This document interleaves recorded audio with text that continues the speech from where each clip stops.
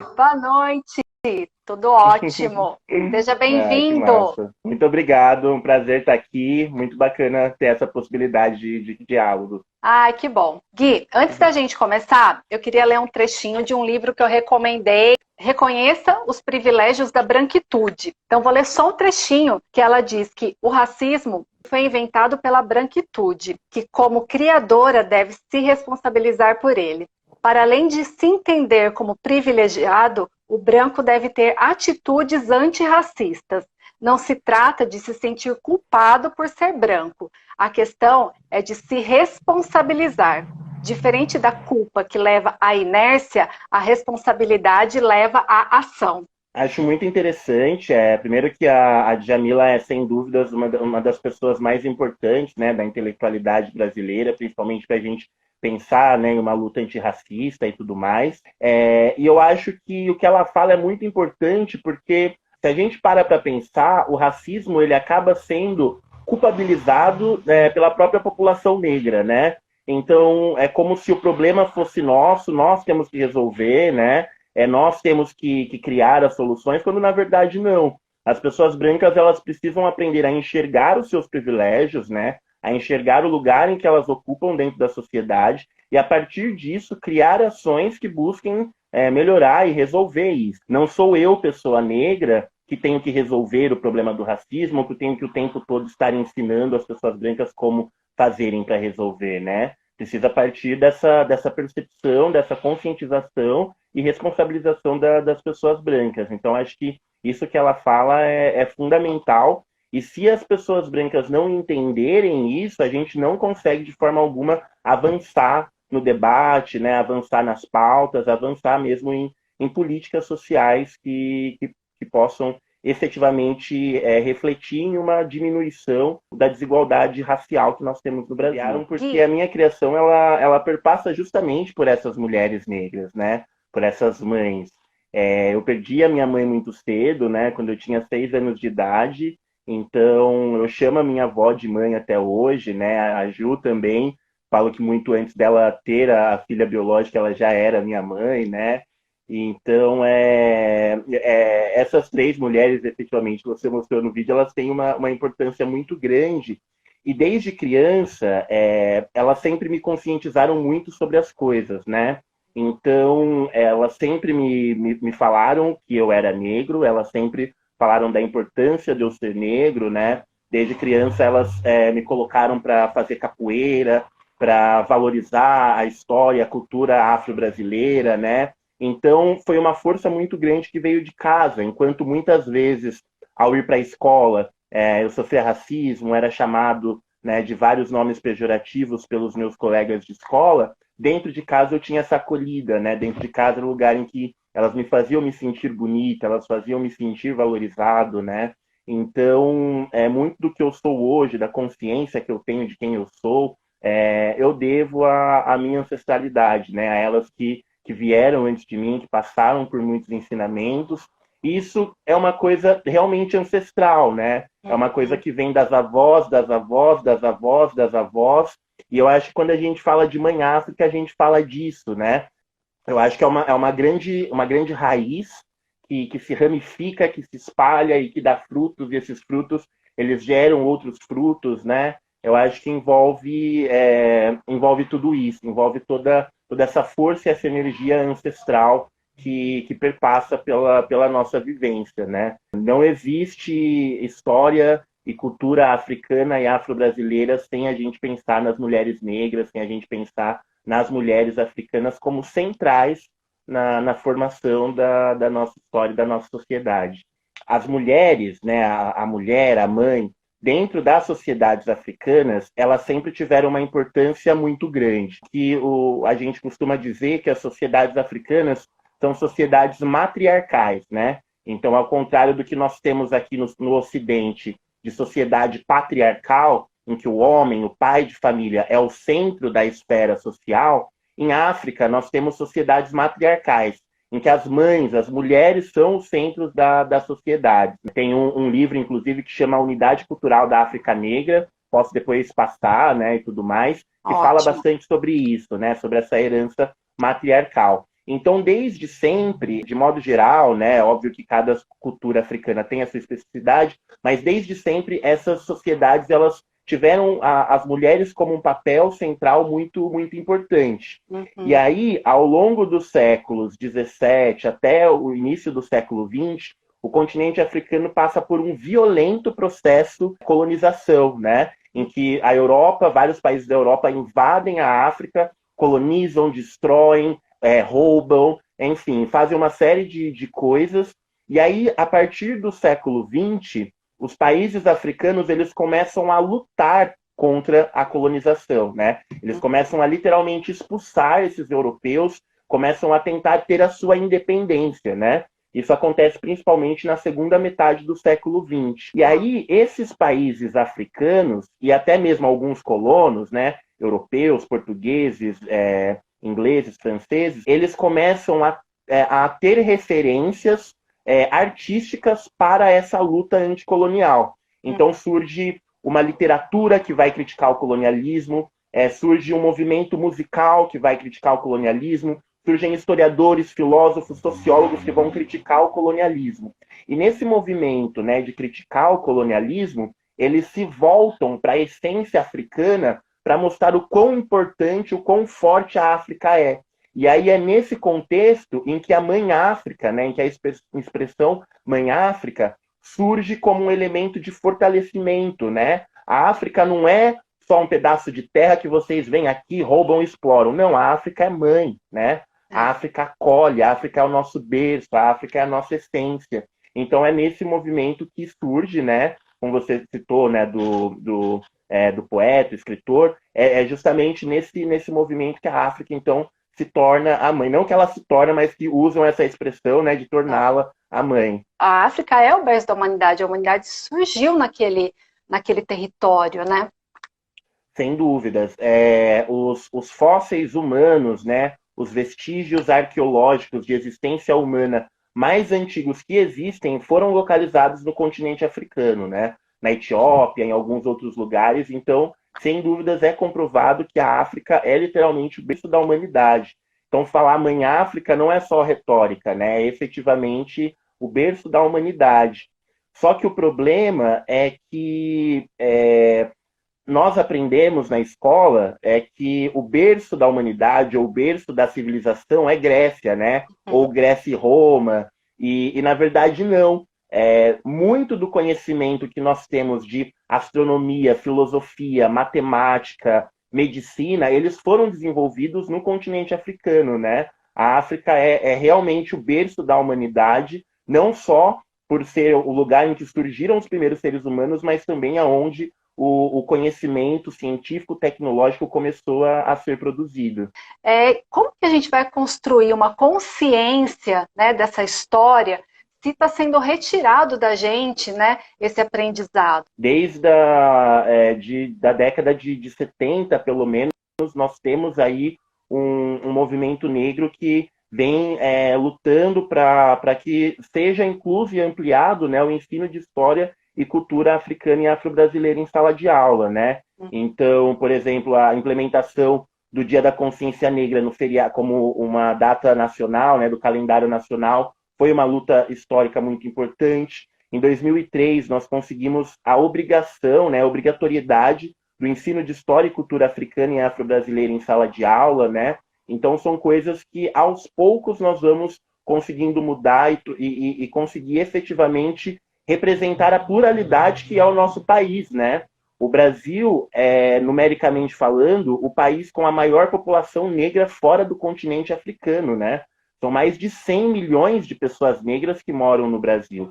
É uma população muito maior do que a população negra dos Estados Unidos ou das ilhas do Caribe, enfim.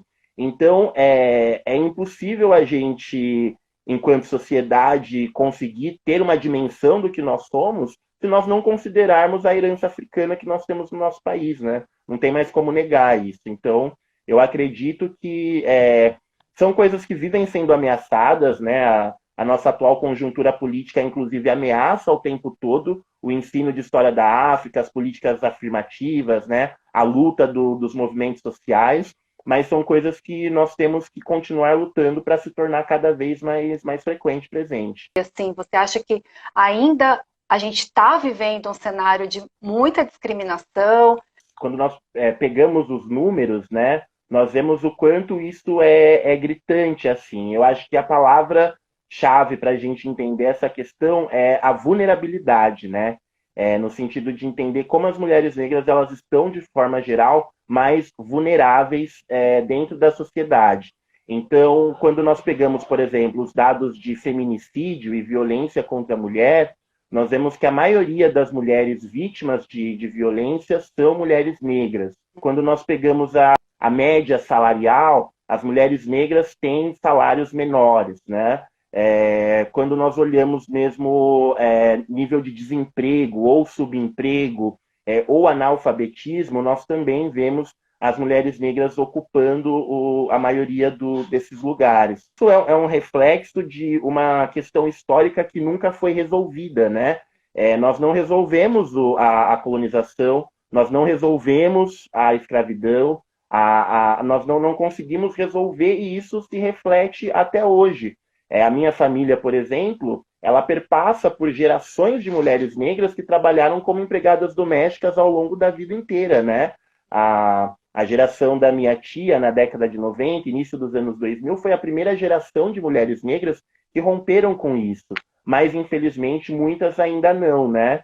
Então, é um pouco do que a Angela Davis vai refletir no livro dela, que perpassa por três questões, né? A questão de gênero, de ser mulher, a questão de raça, né? De ser etnicamente negra, e a questão de classe social. E aí isso faz, juntando essas três coisas, faz com que as mulheres negras estejam mais vulneráveis dentro de toda a sociedade, né? E aí é um movimento que nós precisamos fazer também enquanto sociedade para conseguir modificar isso, porque quando nós pegamos a política, né? A política ela é essencialmente feita por homens brancos. E isso eu falo da Câmara dos Vereadores da minha cidade, eu falo da Câmara dos Vereadores de São Paulo, eu falo da Câmara dos Deputados, eu falo do Senado, né? Qualquer esfera pública, política, ela é majoritariamente ocupada por homens brancos. Então, são coisas que nós precisamos mudar enquanto sociedade, né? Infelizmente, e acaba sendo dois extremos, né? Ao mesmo tempo que eu venho e afirmo que as mulheres negras são algo central na nossa formação, no nosso fortalecimento, elas também estão ocupando os piores lugares dentro da sociedade, né? Entender que na hora de você escolher uma pessoa para votar, você precisa refletir todos esses aspectos. Então, a gente tem responsabilidade, né? A gente precisa assumir esse papel, né? E entender que os espaços eles devem ser ocupados. E é justamente isso, né? Também a gente sair do lugar de só reclamar ou de só apontar e efetivamente se articular, né? E fazer acontecer, né? Se movimentar, porque senão as coisas não ocorrem, né? Elas não vão cair de mãos beijadas, né? Nessa luta, conscientização é muito importante. Mas eu gosto muito de sintetizar uma frase de um grupo de rap, né? Que é o Racionais, em que eles dizem, né? Falando da vivência enquanto negro, que me ver pobre, preso ou morto já é cultural, né? Já é um hábito cultural nós vermos pessoas negras pobres, em situação de marginalidade, né? Sendo presas, sendo mortas, isso já é um hábito cultural. E quando nós pegamos, por exemplo, numericamente, o número de homicídios, né? O número de cárceres, né? De carcerários, sistema penitenciário, nós vemos que as pessoas negras estão no topo dessas listas. E isso é um reflexo do que é chamado de criminalização da pobreza, né? Então, historicamente, se a gente pensar desde a abolição até aqui, nós não tivemos políticas públicas que efetivamente incluíssem as pessoas negras no mercado de trabalho, ou moradia, acesso à saúde, educação. E eu falo isso responsabilizando o Estado, né? Responsabilizando os governos ao longo do tempo. Então, os governos eles não deram nenhum tipo de assistência para a população negra. Essa população negra marginalizada, ela busca meios ilegais e violentos de sobreviver. E aí esse mesmo Estado que não deu condições nenhuma para essa população negra ter uma melhoria, vai lá e culpabiliza a população negra pela ação, né? E aí é nesse contexto em que nós temos essas ações violentas, em que a polícia entra e mata um monte de pessoas. E aí, uma coisa muito importante que nós temos que ter em consideração é o discurso da meritocracia, né? Porque ele perpassa totalmente as pessoas que acham correto esse tipo de atitude. Porque o que a meritocracia vai dizer? Ah, mas eu fiz medicina, eu fiz arquitetura, eu fiz engenharia, por que ele também não pode fazer? Ele não se esforça, né? Ele não vai atrás, ele não corre atrás. Então, se a gente não entender o que é a nossa sociedade, o que é a distribuição desigual que nós temos na nossa sociedade, nós não conseguimos entender a lógica de funcionamento de uma periferia, né? O que passa pela cabeça de um jovem negro que com 12, 15 anos está envolvido dentro do tráfico de drogas? É porque ele realmente é um preguiçoso, porque ele não quer, ou porque ele mora em um lugar de extrema vulnerabilidade em que o governo não deu nenhum tipo de acesso ou de melhoria de vida para sua família, né? Então, eu acho que é um pouco de parar de culpabilizar a própria população ou de culpar essas pessoas que estão nesse mundo de ilegalidade e pensar um pouco no tipo de política pública que nós viemos fazendo ao longo da nossa república, né? Do final do século XIX para cá, quais as pessoas que nós colocamos para governar, né? Então, acho que é um pouco esse movimento, né? De sair da culpa da própria pessoa negra, ou do próprio bandido, e efetivamente pensar nos nossos políticos, em quem estão nos representando. Acho que isso é um passo fundamental para a gente avançar em um debate e sair dessa sociedade que nós estamos vivendo que considera direitos humanos como uma coisa de mimimi, né? Uma coisa de militante vazio, né? A gente precisa efetivamente pensar nos direitos humanos. A primeira coisa é o seguinte, né? O 13 de maio é um dia que não acabou. Eu não vou lembrar, eu gosto muito de citar pessoas, mas eu não vou lembrar de quem é essa frase agora, mas eu gosto muito dessa frase porque o 13 de maio é um dia que não acabou. Nós não resolvemos, né, a questão no 13 de maio ou em uma canetada. Então, eu acho que nós não devemos efetivamente comemorá-lo por dois motivos. Primeiro, porque o 13 de maio ele não significou a libertação, ele não significou a mudança, né? Ele não significou uma ruptura essencial. Se tivesse efetivamente significado, nós não teríamos todos esses números alarmantes que nós temos ainda hoje, né? E a segunda coisa é que o 13 de maio ele tenta colocar uma pessoa da elite brasileira, né? Uma mulher da elite brasileira como a salvadora da população negra, né? É quase como se nós estivéssemos santificando a princesa Isabel, benevolente, caridosa, bondosa, né? Como se ela tivesse feito o maior favor, maior ato de caridade mesmo para a população negra. Quando, na verdade, a abolição da escravidão, se ela for comemorada ou se ela for de alguma forma, enfim, mencionada, ela deve ser vista pela lógica de que a própria população negra, os próprios escravizados, lutaram e resistiram contra a escravidão o tempo todo. Não foi a bondade da princesa Isabel, foi a luta da própria população negra, né? Então, eu acho que nós temos que entender isso, que a princesa Isabel ela não fez nenhum favor, ela não fez nenhuma benevolência. Nós não tivemos, por exemplo, um projeto de reforma agrária, com a população negra recém-liberta não tinha terra. Nós não tivemos um projeto de inclusão da classe negra no mercado de trabalho, né, da classe trabalhadora negra. Pelo contrário, nós tivemos projetos que, ao longo do tempo, jogaram a população negra para a margem da sociedade, né? Tentaram embranquecer ao máximo as estruturas de poder, fazer ao máximo a manutenção dos privilégios sociais da elite branca. Então, eu acho que o 13 de maio é muito mais um dia para a gente refletir o porquê que nós ainda, 132 anos, né, quase 133 anos depois de abolir a escravidão, ainda precisamos falar de racismo, ainda precisamos falar de cota, ainda precisamos falar de genocídio da população negra, né? Por quê que 130 anos depois a gente ainda precisa falar sobre isso? Então, acho que o 13 de maio ele não deve ser comemorado, né? Ele realmente tem que ser essa reflexão de por que ainda somos um país extremamente racista. É doloroso, né, de modo geral, para as pessoas negras, porque a gente não consegue ter uma definição exata da nossa origem, como boa parte da população branca consegue, né? Principalmente aqui em São Paulo, no interior de São Paulo, nós temos, por exemplo, uma presença de imigrantes italianos muito forte, né? Então é muito fácil para boa parte das pessoas brancas falar: ah, meu avô é da Itália, minha bisavó é da Itália, e coisas do tipo, né? E para as pessoas negras, às vezes, não é tão fácil. Eu tenho o privilégio de ter uma bisavó viva, né? Uma bisavó que atualmente está com 95 anos. Eu tive o privilégio de conversar com ela algumas vezes, né? E para a gente pensar até mesmo como que é recente a abolição, a minha bisavó ela conviveu com os últimos escravizados da família, né? O avô dela foi o último escravizado da família, então ela conviveu com ele durante a infância, né? Ela fala algumas coisas. Então a gente teve esse resgate, né? Isso perpassa pela oralidade, né? A oralidade é muito forte dentro das culturas africanas, né? O que é passado da avó para a neta, para a filha. Então eu tive um pouco dessa herança. Do que eu consegui buscar, os últimos escravizados da minha família trabalharam aí na região entre o interior de São Paulo e Minas Gerais.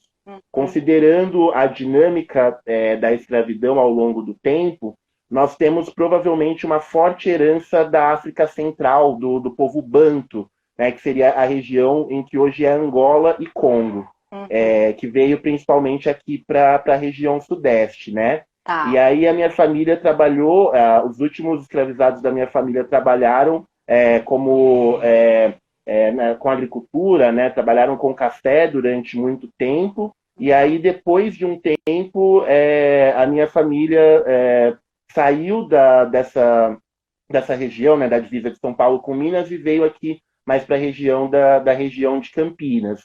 É muito marcante dentro da minha família as mulheres negras viverem bastante, né? Mais do que os homens. Então, por exemplo, que bom! Sim, essa minha bisavó que está com 95 anos, né? As irmãs dela também vivem mais ou menos até essa faixa etária dos 90 anos. E da mesma forma como em África as mulheres elas representam, né, as matriarcas, dentro da minha família também elas acabam tendo esse peso muito, muito marcante, né, muito simbólico de movimentar mesmo, né, de organizar a dinâmica familiar, né, de fazer as coisas, enfim, é muito, muito mais forte do que os homens da família, né, muito mais forte que os homens negros da família.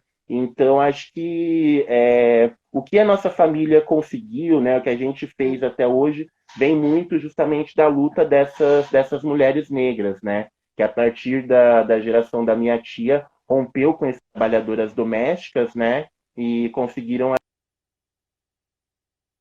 aí acessar outros espaços. Então, eu acho que, resumindo, as mulheres negras, né, a Mãe África, ela é o fio condutor da narrativa da nossa família.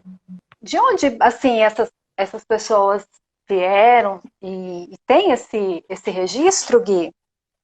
Então, nós temos, não totalmente, porque muita coisa foi apagada, e toda a documentação que nós temos a partir do início do século XIX é uma documentação praticamente alterada, né? Porque os últimos 40 anos do tráfico de escravizados foi tráfico ilegal. Então, teoricamente, não estavam entrando africanos no Brasil, né? Então, nós não temos esses números. Mas nós temos dois ciclos. Do século XVI até meados, né, até início do século XVIII, mais de 80% dos africanos que entraram no Brasil, eles vieram justamente dessa região da África Central, que era Angola e Congo, né? Era uma região marcada por vários reinos. A gente tinha o reino do Congo, o reino do Dongo, o reino de Matamba, e são esses reinos que proveram, né, através das guerras, conforme eles iam perdendo, que proveram a maior parte dos africanos escravizados. Tanto é que a gente tem várias palavras do português que vêm dessa origem, né? Bunda, cachaça, pipoca, moleque, camundongo, fubá, farofa. São Bunda? palavras do quimbundo. Bunda, exatamente. São palavras Ai, do que legal. quimbundo, que é uma língua da África Central, muito influente. O samba, a capoeira, quilombo, quitanda, tudo isso vem dessa região da África Central de Angola e Congo. A partir do século XVIII até meados do século XIX, a gente começa a ter um número muito maior de africanos da região norte da África. A região onde hoje é a Nigéria, Benin, Serra Leoa, são esses países que depois acabam provendo a maior parte dos africanos, né? E que Tá. é desses países que vem o que a gente chama hoje de religiões de matriz africana, os orixás e tudo mais, é dessa outra herança. E essa presença dos africanos do norte da África, né, da Nigéria, do Benin, da Serra Leoa, ficou mais forte, dominante na região nordeste, né? Na Tá. Bahia, Pernambuco, e aqui na região sudeste e sul ficou mais marcante a presença dos africanos de Angola e Congo. Não, É, o que a gente chama hoje de cultura afro-brasileira, na verdade é uma mescla de várias culturas, de várias sociedades ao longo do tempo. o que que tem aqui um pouco que ainda tem lá? O maior exemplo que nós temos é o candomblé, né? O candomblé é uma religião de matriz africana que ela é todo o ritual do candomblé ele é falado em Yorubá, que é uma das línguas oficiais da Nigéria, né? E de vez em quando ocorrem, acho que a última vez que ocorreu foi talvez uns 3 anos atrás, mas ocorrem, por exemplo, visitas de lideranças da religiosidade da Nigéria que vieram aqui para o Brasil, que visitaram terreiros de candomblé, ou lideranças do candomblé que foram visitar a Nigéria, né? Existem essas trocas, esses registros. Da mesma forma, com Angola também, né? Em Angola eles gostam muito dos nossos elementos culturais. O nosso samba é muito parecido com estilos de dança africanos, né? A própria palavra samba é uma palavra do quimbundo, que é uma língua de Angola. Então, nós ainda temos várias trocas culturais, né, que ocorrem nesse sentido. É algo muito Ah, que legal. bacana. Você já foi para a África, para alguma região ali, Gui? Então, ainda não. Eu estou Ah, tem que aguardando para ir! ir para. Sim, nossa, eu quero muito para Angola. Quero muito mesmo. Inclusive, eu tenho uma possibilidade de ir com a minha bolsa de pesquisa da FAPESP, né? Só não consigo planejar agora por conta da pandemia e tudo mais, mas assim que possível eu pretendo sim. Quero. Você usa a Tá bom. expressão Oluco, é assim que pronuncia? Olucó. Olucó. Olucó é uma palavra do Yorubá, né, que é a língua africana aí da região da Nigéria, e Olucó significa mestre ou professor, né? Então, eu tenho perfil no Instagram há bastante tempo, mas depois que eu fiz história, né, depois que eu me tornei professor, e justamente por eu ser um professor que se preocupa em pesquisar a história da África, eu achei Olucó como uma identidade, né? É um professor dentro de uma perspectiva cultural africana, por isso que eu uso o Olucó.